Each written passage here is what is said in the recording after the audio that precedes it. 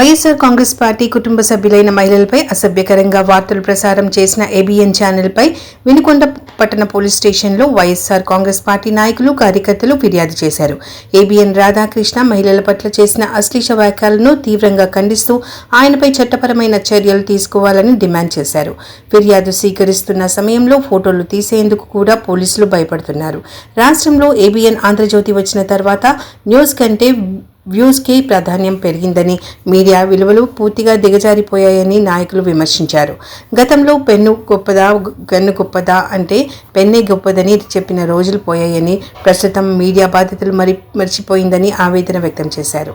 కార్యక్రమంలో వినుకొండ పార్టీ పరిశీలకులు బాసులింగారెడ్డి గారు, రాష్ట్ర సంయుక్త కార్యదర్శి అమ్మిరెడ్డి అంజిరెడ్డి గారు, రాష్ట్ర పంచాయతీరాజ్ కార్యదర్శి వెంకటరామరెడ్డి గారు, ప్రముఖ న్యాయవాది మరియు పల్నాడు జిల్లా అధికార ప్రతినిధి ఎంఎన్ ప్రసాద్ గారు, నూజెండ్ల మండలం ఎంపీపీ జయరామిరెడ్డి, వినుకొండ పట్టణం కన్వీనర్ కొత్తమూరి శివకుమార్, వినుకొండ రూరల్ మండల కన్వీనర్ దండు చెన్నయ్య గారు, బొల్లాపల్లి మండల కన్వీనర్ కాకర్ల నారాయణ రెడ్డి గారు, కావల్యపురం మండలం కన్వీనర్ వెంకటేశ్వర్లు గారు, బేతం గాబ్రియల్.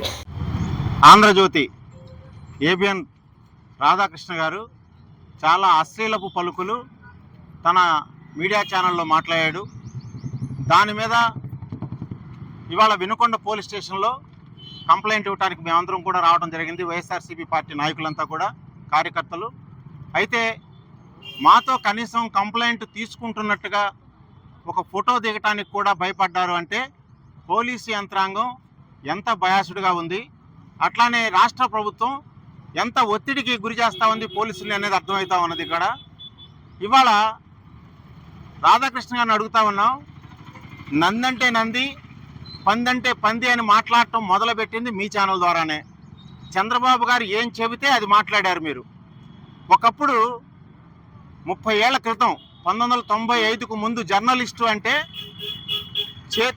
భుజానికి ఒక సంచేసుకుని చేతిలో ఒక పెన్ను పెట్టుకుంటే పెన్ను గొప్పదా గన్ను గొప్పదా అని చెప్పి చాలా నిష్పక్షపాతంగా జర్నలిజం మాట్లాడేవాళ్ళు. ఈ రాష్ట్రంలో కానీ ప్రజలకు జరుగుతున్న అన్యాయాల గురించి కానీ మాట్లాడేవాళ్ళు. ఇవాళంతా కూడా న్యూస్ పోయి వ్యూస్ అయింది. మీ అభిప్రాయాలు ప్రజల మీద రుద్దటం మొదలుపెట్టారు. అది చంద్రబాబు ద్వారానే మొదలైంది. 1995లో ఎన్టీ రామారావు గారిని దింపడం మొదలుపెట్టిన తర్వాత మీడియాని కొనేయటం, తనకు అనుకూలమైనటువంటి మీడియాని తనకు అనుకూలంగా మార్చుకోవటం, ఈనాడిని ఏబీఎన్ని లేకపోతే కొంతమందిని మార్చుకోవడం చంద్రబాబుతోటే మొదలైంది. అది దాని యొక్క కొనసాగింపే మీరు ఇవాళ మాట్లాడుతూ ఉన్నారు. 2014లో చంద్రబాబు అధికారంలోకి రాగానే ఇక్కడ ఆంధ్రప్రదేశ్కి ప్యాకేజీ కావాలి, స్పెషల్ హోదా, ప్రత్యేక హోదా కావాలని చెప్పి ముందు మాట్లాడాడు. ప్రత్యేక హోదా కావాలని మాట్లాడిన తర్వాత నరేంద్ర మోడీ గారు ఇవ్వట్లేదు కాబట్టి ప్యాకేజీ చాలు అని మాట్లాడాడు. హోదా కావాలన్నప్పుడు హోదా కరెక్టేను అని మాట్లాడింది మీరే. ప్యాకేజీ కావాలన్నప్పుడు ప్యాకేజీ కరెక్ట్ అని మాట్లాడింది కూడా మీరే. ఆ తర్వాత జగన్